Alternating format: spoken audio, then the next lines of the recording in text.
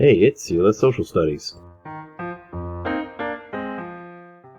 Hey guys, what's up, and welcome back to Sheila Social Studies. So, to continue with the theme of how our government was founded, or our founding fathers founding our government, we're going to talk about now economics. What happened economically after the war?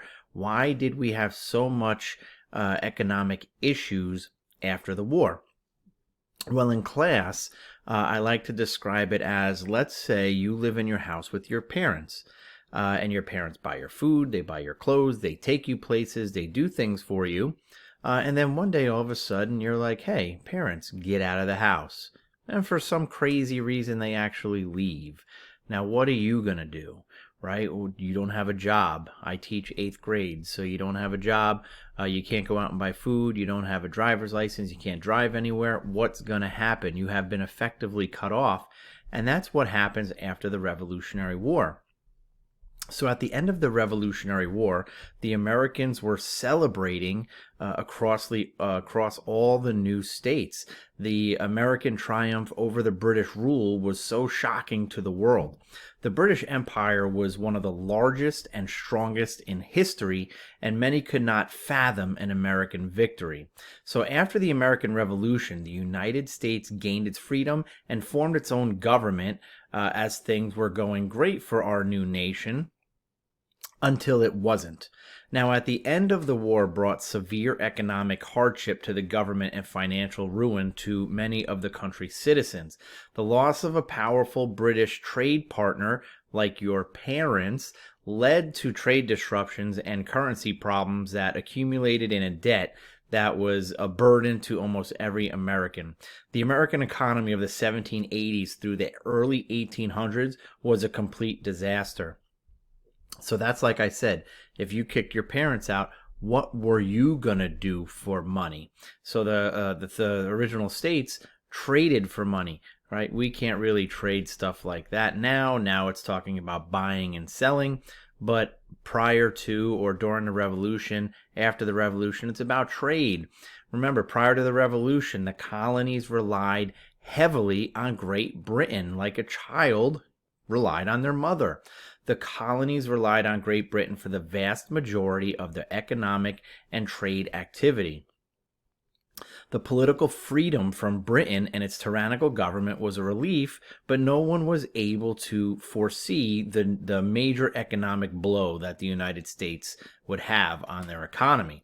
Britain purchased most of colonial goods and also subsidized the colonies with cheaper goods from Britain. And colonial trade was also able to take advantage of British ports in the Caribbean. This allowed for good tea, good sugar, and good rum trade between the colonies and Britain. After the Revolution, all of the trade opportunities stopped. Great Britain effectively stopped trading with the colonies and blockaded all ports in the Atlantic Ocean and the Caribbean. So the new United States could not even use the Atlantic for trade. Without the protection of the British Navy, any American attempt to create trade routes were thwarted by pirate attacks. So what about a currency issue? Remember, the Articles of Confederation was a large cause of this horrible economy. During the Revolutionary War, Congress needed to purchase war supplies and pay the soldiers fighting in the Continental Army. The Continental Congress created a new type of paper currency called the Continental that was not backed by any type of precious metals like gold or silver. It was just backed on a promise to make good on the payment with the promise of future tax revenues. It was basically an IOU from the federal government. Sometimes the army went months without ever receiving a paycheck, and when they finally got it, the paper money was worthless because the federal government could not collect taxes under the Articles of Confederation. So we talked about the British blockading the trade because they were upset at the colonies, or the now United States, for fighting their revolution and getting rid of the British crown. We've talked about the currency problems, that this Continental was basically worthless paper. And now we also have to remember who was in the United States after the French and Indian War, and it was the British 13 colonies. They remember they controlled everything east of the Mississippi and the Spanish controlled everything west. So now we're going to have the Spanish crisis as well. After that conclusion of the Treaty of Paris in 1763, like I said, the British claimed everything east of the Mississippi. The Spanish claimed everything west of the Mississippi. The Revolutionary War made this land now part of the United States because of the Treaty of Paris, with 1783 kept the boundaries of the Mississippi River the divider between the United States and Spanish America. The Mississippi River was supposed to open for American trade and travel. However, in 1784, the Spanish closed off the Mississippi River to the United States and their citizens. Protests erupted across the South. Americans needed the Mississippi River for its southern and western success.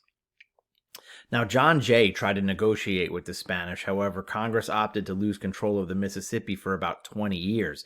And this was very unpopular with most Americans and would be later corrected with Pinckney's Treaty. So the British closed off the Atlantic. The Spanish closed off the Mississippi, and we had a horrible paper currency. What about maybe trade between the states? Could the South grow crops and trade it with the North, who did lots of fishing and whaling and timbering and stuff like that? Was that able to happen? Could the federal government control that? Well, Congress had no real way of controlling interstate commerce, which was that trade between the states. Farmers in the South could not trade or even purchase goods from people who lived in the North. States started to respond to the poor economy by attempting to control the prices. Northern states started to control the price and the amount of goods that could be sold. This led to producers to produce far less goods. Farmers in the South felt the hardship as well. During the war and immediately after, farmers, specifically northern farmers, had to continually borrow money to not fall into financial ruin and lose their farms. This impact of poor economic conditions led to an inflation of agricultural goods. Rebellions by farmers like Shays' Rebellion, which we're going to get into, sprung up across the United States, and Americans' income fell by about 25% from declaring independence to the turn of the century. Only the American Great Depression had worse numbers than that. So you could see that after the Revolutionary War, our economy really was not doing very well.